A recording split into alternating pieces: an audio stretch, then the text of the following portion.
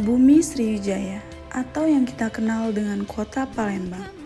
Kota Palembang menjadi ibu kota kerajaan Buddha terbesar di Asia Tenggara, yaitu Kerajaan Sriwijaya. Banyak sekali wisatawan yang berkunjung ke Kota Palembang karena ingin mengetahui sejarah dari Bumi Sriwijaya. Di Museum Sriwijaya ini, kita akan mendapatkan informasi mengenai sejarah, budaya, dan melihat berbagai koleksi peninggalan pada masa pra-kerajaan Sriwijaya, masa kerajaan Sriwijaya, dan pasca kerajaan Sriwijaya. Museum Sriwijaya ini berada di Jalan Syahyakirti, Kelurahan Karanganyar Gandus, Palembang. Oke guys, setelah kita memasuki pintu masuk, kita akan disuguhkan dengan pameran koleksi bersejarah seperti prasasti yang menjadi acuan awal mula keberadaan Kota Palembang. Penelitian arkeologi selama 20 tahun terakhir di daerah pantai timur Sumatera berhasil menemukan situs arkeologi pada masa pra-Sriwijaya. Antara lain berupa situs kubur tempayan dan situs hunian. Di sini kita bisa melihat beberapa prasasti. Salah satunya prasasti Kedukan Bukit yang bercerita tentang perjalanan Dapur Rahyang yang berangkat dari Minaga Tamuan naik perahu bersama balan tentara. Kemudian tiba di Minangga dan akhirnya membangun kota Sriwijaya setelah berhasil menaklukkan daerah sekitarnya.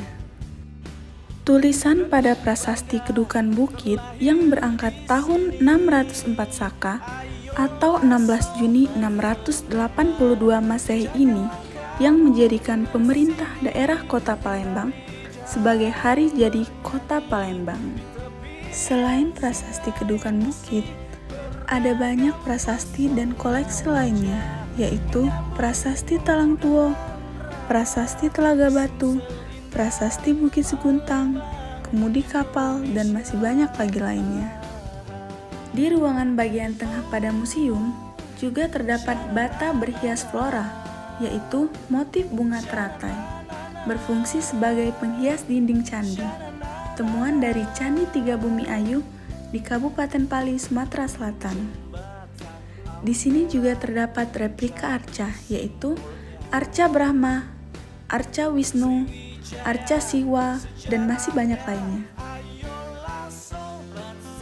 Selain arca, terdapat pula berbagai pameran berupa peninggalan-peninggalan sejarah ketika masa Sriwijaya seperti mangkok keramik, gerabah, guci Cina, dan manik-manik. Pada abad ke-7 sampai 9, kerajaan Sriwijaya ini mengalami kejayaan. Namun, di kurun abad ke-12, Sriwijaya mengalami keruntuhan secara perlahan-lahan.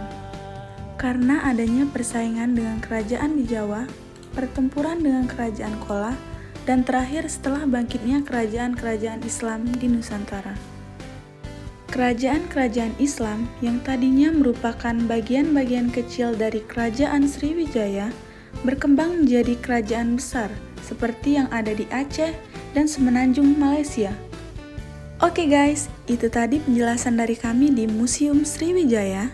Untuk harga tiket masuk ke Museum Sriwijaya sangatlah terjangkau, yaitu hanya Rp2.000 untuk dewasa dan Rp1.500 untuk anak-anak. Tunggu apa lagi? Langsung saja datang ke Museum Sriwijaya agar lebih mengenal sejarah Kerajaan Sriwijaya.